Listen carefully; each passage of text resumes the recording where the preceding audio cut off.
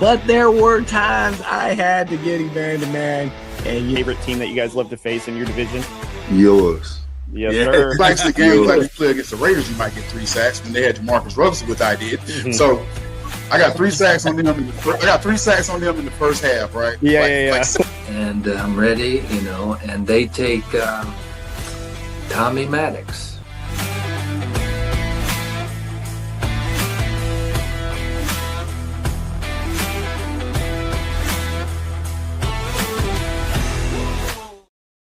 What is going on, everyone? We are live in the JVW Solutions studio today for a very special episode of West War Room Rivals. I'll be your host today, Corey, representing Broncos country.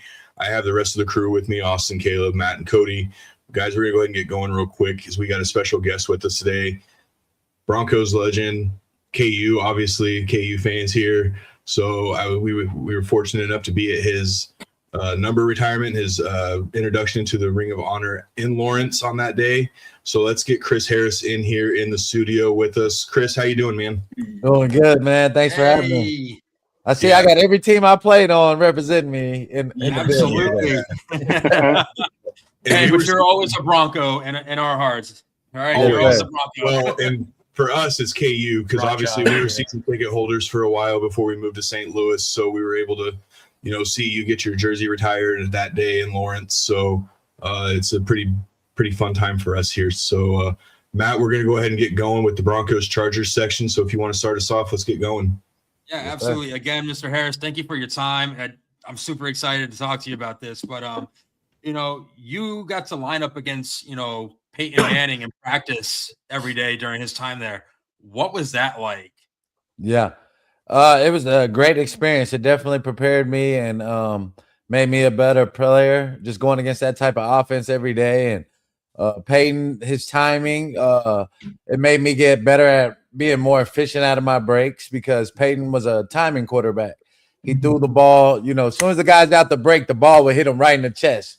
And it's the most catchable ball, And so with that, going against him every day, it forced me to, tighten up my technique. Hey, I can't get out of breaks in 4 steps. I got to get out in 2 and 3. And being able to break on the ball fast.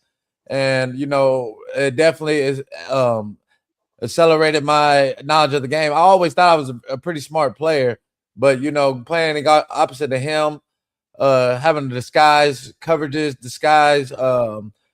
fronts and different things, just try to confuse him, just raise my game up to another level. And this guy loved one-on-ones, bro. I don't think it was a day we didn't do one-on-ones with Peyton Manning. He always had those receivers working, whether it's special teams, I've been on teams where, the quarterback's chilling, talking to the coaches, the receivers are not doing anything. Nah, not with Peyton. There's never a break. And that's what made him, MVP, made him a Hall of Famer. Yeah. Absolutely. That's incredible. Well, Chris, as we know, 10-year anniversary of Super Bowl 50, great celebration, and the Broncos are in a great position to do it again 10 years later, ironically. So I don't like saying that because I'm the Raiders fan of the group, but it's an honor to talk to you. So my question for you is there a moment in the Super Bowl 50 run that doesn't get talked about enough during that time? Man, the AFC playoff game I always felt that was kind of like the championship game going against Brady. That was such a huge game, just being able to knock him off and our whole secondary, all our safeties being decimated at the end of the season. I think it might have been the game before the Steelers, but we were scrambling in the secondary to finish the season. We finally we were almost healthy. We didn't have Bruton in the Super Bowl, but us to be able to get through and push through and win that Super Bowl as we were scrambling, in the secondary and figuring out ways to try to make it right with all the guys going down on the run. I think that's something that, probably doesn't get spoke about. People don't realize TJ was hurt a lot of the time. Stu was hurt. Brute was out. KO had to come in and play. Josh Bush had to come in and play. K Webb. I had to play dime on the run, which I've never, ever played. So it's just, it was a lot of things that we had to do to be able to overcome to win that Super Bowl. Yeah. Absolutely. I think I got the next question. I do. Yeah. What was it like being mentored by Champ Bailey? You were essentially his replacement. Yeah. I mean, just being able to have him, seeing his technique every day. One thing that always stuck with me, advice from Champ, was Champ said he never missed a day of work. So I prided myself in doing the same thing, showing up, having that same, discipline and being able to, practice at a high level every day.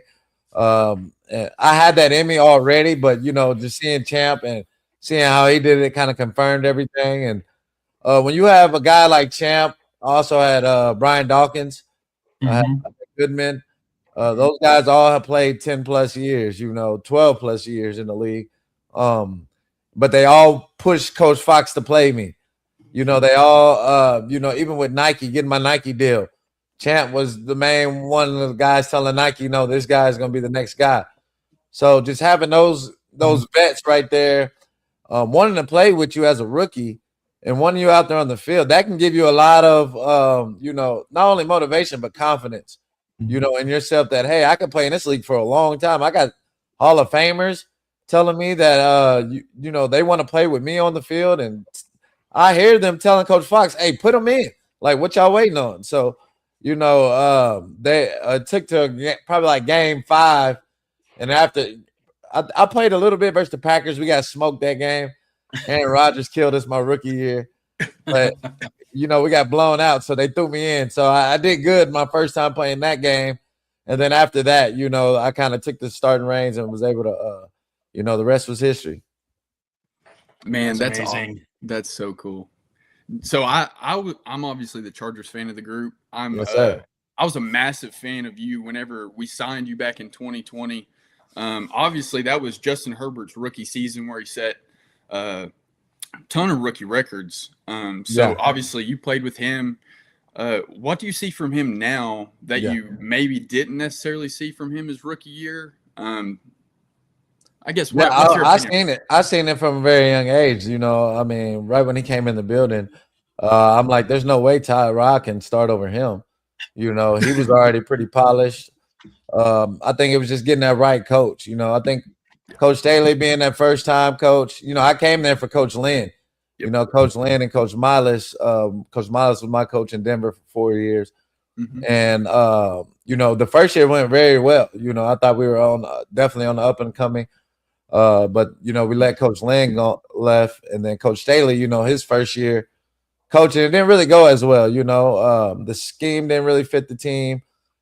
Justin put up numbers, but I think we relied so much on Justin to carry the whole team, and you can't really win a Super Bowl like that. And just his fit, his scheme, and how he wanted me to play just didn't mesh well. It just didn't work out as well with Coach Staley. But Coach Lynn, that first year with him was great. I love this system. I love the coaches. I thought he was going to be a great coach for Justin, but I think they just let him go. But now he has Harbaugh. It's a perfect system for him. You see, they run the football now a lot more. Defense is as much improved. So I think they definitely have a chance, man. We got a big game versus them coming up. Last game of the year, Broncos versus Chargers. That's gonna be a huge game. So yes, sir. It's and Herbert, he's done. Is it in Denver? It is in Denver. Yeah. Herbert's had great success in Denver. He's I think he's went there and won, and he's played solid games there. But Denver's got to be able to win that game. That's gonna be a huge game for Denver to win that game, because you want to have that home field advantage going into the playoffs. It has to mean something to win at home. Yeah, especially at Mile High. Denver's been different there specifically this year, minus the Jags game. That doesn't count. But I'm just going to start because we skipped the Katie, so I at least want to get one rock chalk in there. It wouldn't be right to have you on here without at least one rock chalk. So let's go. want to get that in here. But we had Sly Williams on here not too long ago, and he mentioned that the current Broncos defense reminds him of the defenses that you guys played on. So are there any similarities that you see between the 2015 defense and this one? Their scrappiness. They're very scrappy. They fight to the end. The D line is coming from all angles, inside rush and outside rush. I think we were better versus the run. We had better linebackers that could cover. In the secondary as a totality, I think we were better. Just if you look at the whole, think about it. We got one Pat.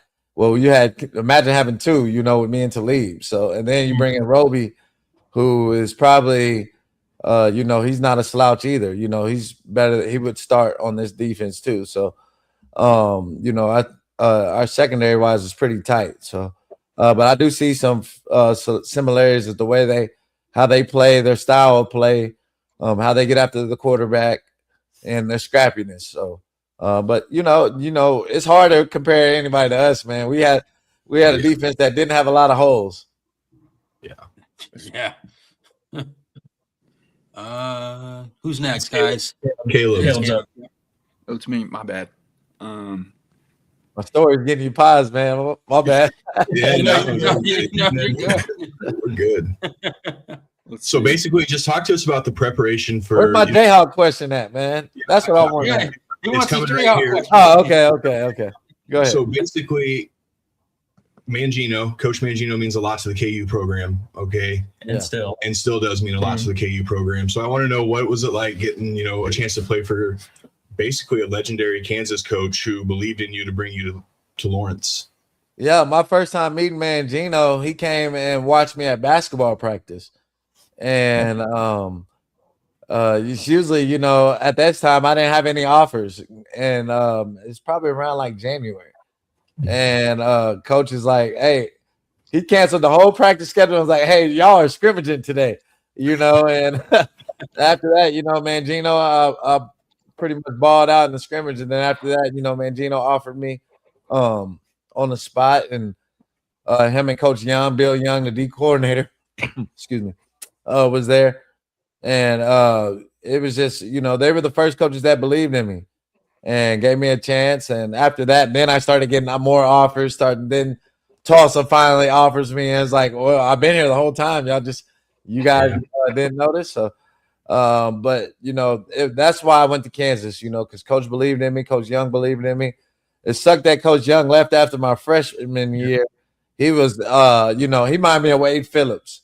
His system and Wade and Fangio, they all kind of run like the similar system. And it just fit me perfect. Of course, it fit to leave, and so that was the defense I came to Kansas to play in for sure. Yeah, and the defense obviously stood out the most in that Orange Bowl game. Obviously, with Akeem had to pick six there. But, I want to talk to you about the Missouri game that season, though, because obviously that game was at Arrowhead. It was back and forth. Kerry Meyer, Todd Reesing, Des Briscoe, all those guys. What was that atmosphere like playing in that Kansas-Missouri rivalry? I mean, it was a crazy atmosphere.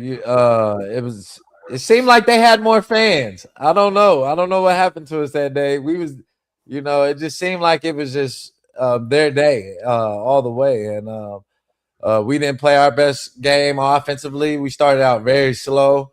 I think Todd and them got hot at the end, but it was just too late. We felt like we were the better team.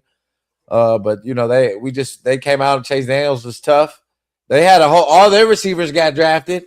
Their tight ends got drafted. I don't know if did Tony Temple make it in the NFL? I can't remember. He was a tough running back though in the Big 12. Their O-line, all those guys, D-line, Ziggy Hood, Sean Witherspoon, William Moore. They were tough, man. Missouri was loaded back then. So it was definitely a tough loss, man. And we should have had them this year too.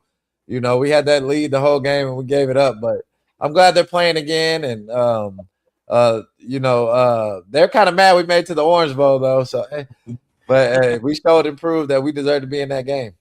Yes, greatest sports year of my life. Well, because then not too long after that, the basketball team won the national championship. So that was a great little couple month stretch right there for Kansas, and obviously the glory days for all of us. So let's go ahead and get into this lightning round. Cody, we'll have you start off the lightning round.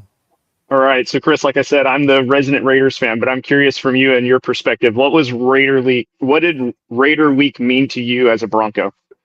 It was always huge because it was always a rivalry, especially going to the Coliseum. You know, y'all had Mhm. real diehard fans, right? And Yeah, some good, fans some that bad, didn't right? care, you know, savages, Yeah, yeah. flicking you off, throwing stuff at the bus, and really tailgating. Like Yep. their fans, the black hole, like they're really out there. And I got a pick versus Carson there my first time playing there, Palmer. But just when that rivalry with Cooper and Crabtree, that was huge. You know, always big games, knowing that we had to go face those good receivers. But it was always fun, man. I always look forward to going to the Coliseum. I got lucky. You know, majority of my games, I didn't have to play on that baseball field. Right. So Yeah. I was always glad that they always put our games kind of a little earlier in the season versus the Raiders. Yeah, all of our guests have some really good games against your Raiders, Cody. I think that's Yeah. I think there's a lot of good games that people are having against the Raiders this season as well. So I'm glad that the tradition continues. So, Matt, you're up. Yeah, so with Kansas, the Chiefs are now moving from Arrowhead Stadium. What was your favorite memory playing in Arrowhead? I would say I think it was the Thursday night, 2015. That game was crazy. Winning that game right there in overtime, being able to get the strip on Jamal Charles. We all had picks that game. I think we had like 3 or 4 picks versus Alex Smith. Defense balled out and scored, to be able to have that comeback. Because I think Peyton threw a couple pick sixes that game himself.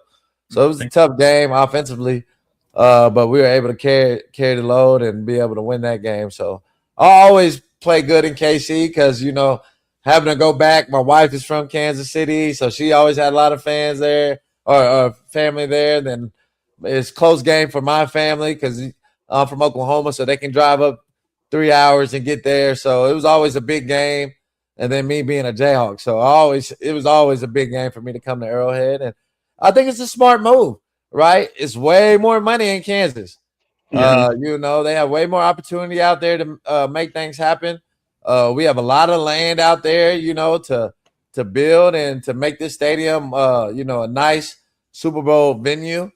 And it's about time. I think they've been last on the facility grades in the NFLPA for a while. So it's very smart to go to Kansas City or go to Kansas on the Kansas side, where there's way more money. They just been sitting on money in Kansas, man. They got, it seems like every time I go back, they're still doing construction. I'm like, when is it going to be done?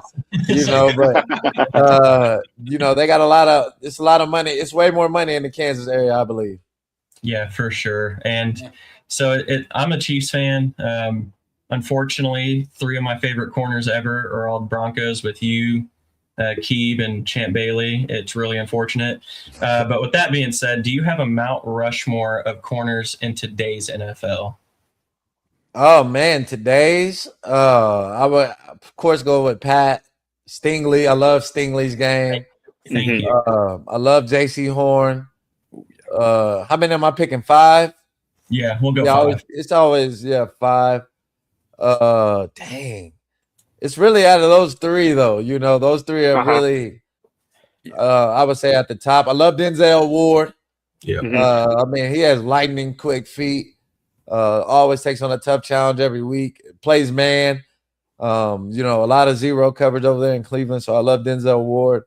Let me get one more guy. I did like McDuffie, but he hadn't been playing well. Right. He was my guy. I think they have him playing more outside. And he's a nickel. He's more of a nickel. He could backing up what I say, guys. He's always kind of similar. I always thought he was similar to me, but I could play corner better than him. But inside, he's elite. So I would put him he would be my nickel guy. I like Jaquan McMillan too, Broncos nickel. He's a great blitzer. He's very aggressive, great tackler. So I'd definitely put him up there as one of the top nickels too. I think my only surprise was no Christian Gonzalez. I like Gonzalez too. Yeah. Okay. Yeah. I try to go with 4 outside guys and give you a nickel at the end, with McDuffie and Jaquan, but Gonzalez is right there. He'd probably be like number 5 on the outside guys. Yeah, there's some ballers out there right now. So that's a tough one. And then Caleb, go ahead and get your Phillip Rivers question in. Oh yeah. Oh yeah. So So with Phil back in the NFL, Yeah, you have any fun trash talking moments from when you played that you'd be okay with sharing at least? man. We always trash talk. You know, he got me to get a flag or whatever. He's like, "Oh yeah, I got you now." You know, anything. It could be a third down, getting a third down completion on me or anything. You know, but I always thank Phil, man. You got me this beautiful house, beautiful home. Got me a lot of money in my career, Phil. So I always tell him, thank you, man. Pick Throwing me a six. lot of interceptions for me. So I always appreciate him appreciate him for that. But seeing him play is amazing. You know, taking 5 years off, going out there and getting your body up to par to be able to play. Even if you're still playing quarterback, you know, you still got to run and be mobile. You still have to be very athletic to play that position.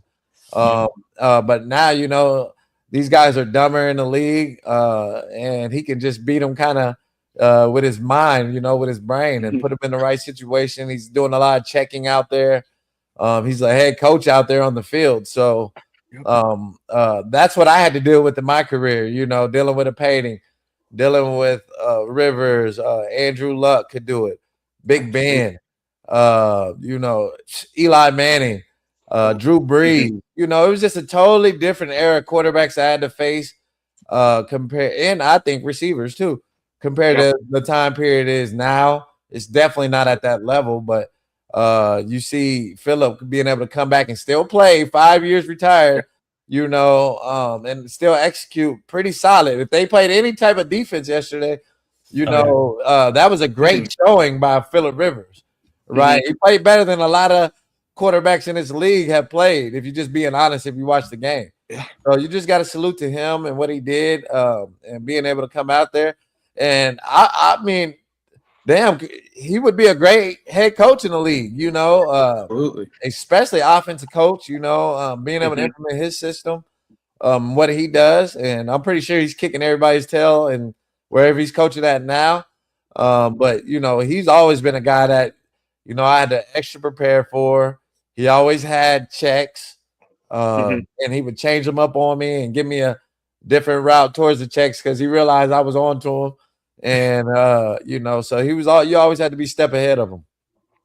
That's and we have Brandon here who says that you're loving it when he's throwing you touchdown passes. So, oh, yeah, the pick six. So, yes, sir. I got one more for you and we'll get you out of here. There's a lot of good eateries in Lawrence. Where's your go-to spot in Lawrence for food? Man, mine when I was at school there, it was Pepper Jack's. Oh yeah, okay, yeah, right there. There's so many good ones. Go get the real cheesesteak. You know, they grill it right in front of you. Right there, yeah. I don't know if it's at the same level as it was when I was in school there, but you know, when I was there, it was prime. It was real. It was the real deal. Yeah, and when we're gonna get you on that coaching staff in Lawrence, man, we need to talk to Coach Leipold and get you out there. At least on a GM or scouting or something. You know, it's just having an eye for talent. I definitely think I have that. And being able to, I don't know, maybe I could do a dual job, you know, do some assistant coaching on the DBs and then do some scouting GM. I don't know. I'm ready to help them. And I think in this day and age of the NIL, you have to have a little extra boost, you know, and it's different. It's a different game, man. It's a different game. And whatever college, and we have a lot of guys transferring. It's sad to see. It is. You know, the quarterback from Oklahoma, I definitely didn't want him to transfer. He's gonna go somewhere and be a big time quarterback. You know, we just lost a running back. So just being able to, you know, hey, talk to these kids and tell them to trust the process here and you know, explain to them how good KU has been to us and things like that. You know, I would love to be able to help in more capacity, you know, to be able to help the Jayhawks for sure. Absolutely, Mr. Harrison. We have one question that we like to end with all of our guests. That's kind of one of our favorite ones, just to get to know Chris Harris. So to close this out, what do you want people to remember when they hear the name Chris Harris Jr.? Yeah. I was just a dog out there. You know, I was an ultimate competitor. I would fight every time on the field, you know, and you know, and that was kind of mentality. Play with enthusiasm, you know, bring the energy. And that's who I was out there on the field. So as long as they remember me as that, of course, underdog, being undrafted, $2,000 signing bonus, the lowest coming into Denver, and that's kind of that was my forte, is that they knew that it was going to be a fight, every week. Yeah, that's the first word I use is dog. Yeah. And I always talk about all the fights with, Keeb and Crabtree and, you scrapping out there too. Like, those are always some of my favorite memories. So absolutely, just a dog. Inspirational story. I mean, kind of like your picture on X where it's undrafted to all decade team. Like, it's absolutely Super Bowl champion. Yeah. Yes, sir. Well, Chris, again, man, we appreciate you taking out a little bit of time in your day to talk to us. And again, I thank you for all the memories that you've been able to give us as fans, not only at KU, but obviously as the Broncos fan here as well. So we know you got to get out of here and do some other obligations. But again, man, we appreciate you joining us today. Thank you. Oh, yeah, no problem, man. It was fun, man. Anytime, man. Just let me know, man. I'll try to come back. After that, this year. Oh, yeah, no problem. All right. Thanks, Merry Chris. Christmas, Chris. Thanks for joining. Boy. All right. That was Broncos Super Bowl champ Chris Harris joining the War Room. Maddie, what'd you think, buddy? Man, that was awesome. Never in a million years that I think I get to talk to Chris Harris Jr. And Austin and I were kind of talking about it on the live, like 7 months ago. We didn't think like this was going to happen. The amount of times we tried to get him on the show and it just wasn't happening. And finally here he is. And man, what a guy. Yeah.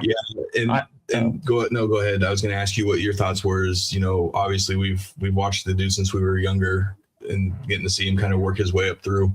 Yeah, I think my favorite part, and people might have taken it wrong, but when he said like I thought we were better, or like I'm better than them, like, but that's also the mindset you have to have as a corner, but also as kind of the underdog, like he said, right? Like, you have to have that mindset. Now, I agree with him. I do think he was better and they were, but like, I'm not disagreeing, but like, I think that you kind of see that mindset that he has, and that's what made him go from having no offers to winning Orange Bowls to going undrafted to being an all-pro, Super Bowl champion, all-decades team. You have to have that mindset, and I that was my takeaway from it. I didn't be like, oh, he thinks he's better than ever. Like, no, he was when he played, but that's the mindset, and I think it was incredible to see. I think that right there is why he was able to go from what he, started out as to what we know him as.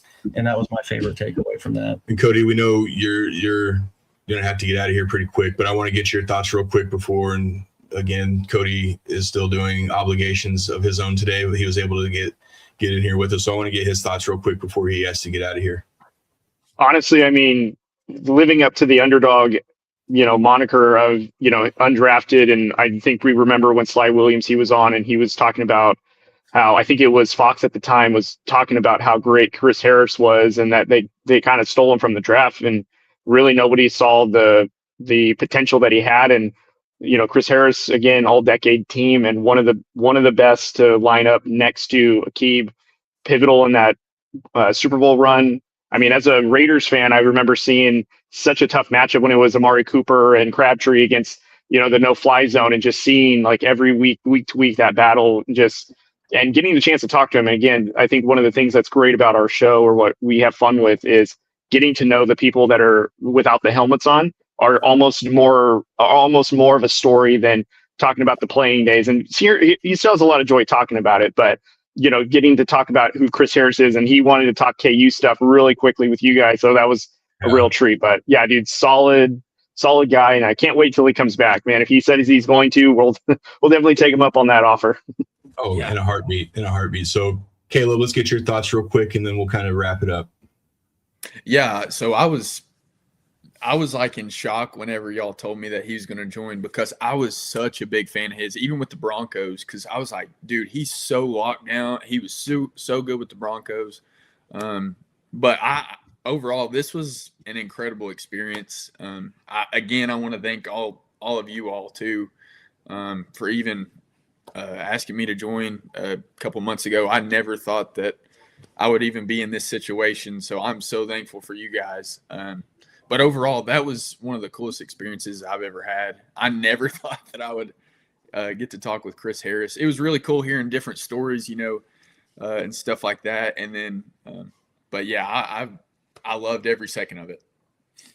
Yeah, so for me, it was the KU days because KU's obviously we all know about KU's football program and their history, and he was actually a part of the really, really bright days of that.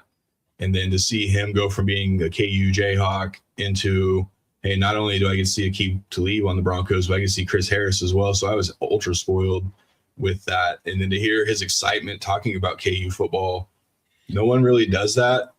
So I don't even know if we do that at times. If we're Before the season, yeah. But to hear him talk and have as much excitement talking about the Jayhawks as he did playing on a Super Bowl team, yeah, I couldn't have imagined that at any point in time whatsoever. So yeah, we're absolutely going to take him up on that offer, and he's absolutely going to be. Maybe we'll get him and Sly in here together, and they can reminisce about those Super Bowl 50 days. Maybe TJ Ward. And TJ Ward. We'll have the whole. Why just get Aqib Talib already? Let's do that. So, boys, we got some bills to pay real quick. So again, we're in the JBW Solutions studio. Thanks to Jeff and his team. Not only do they sponsor this, they also sponsor the studio. It is named after him. So again, thank you to Jeff and his team at JBW Solutions, and then Angie and her team, Emporia State Federal Credit Union, War Room's Banking of Choice, obviously the Showix Banking of Choice. Troy and his group over at Field Ops Kansas, and then our new ones that I'm still getting used to us having new ones, Rival Codes. We got I had mine on earlier, but I'm sorry to our sponsors. I had to obviously put on a different gear for this episode, but I'll make sure to put the Rival Code shirts back on. And then the Vide Coffee, Caleb's drinking the latte one. So make sure you guys are following the links. Go check out all of our wonderful sponsors. Guys, Christmas is in a couple days. Enjoy it. We have a big episode coming up Saturday where we're doing a giveaway of a Mike Ditka signed autographed jersey. So you guys subscribe to the YouTube channel in order to get into the drawing for that. Guys, you got anything else before we get out of here? Rock Chalk, baby. No, that was awesome. No fly zone. That was in the that was flesh incredible. right there. That was awesome. All right, guys. Well, everyone, thank you for tuning in today from the War Room guys here. We want to wish you and everyone here safe and happy holidays, and we'll see you guys on Saturday.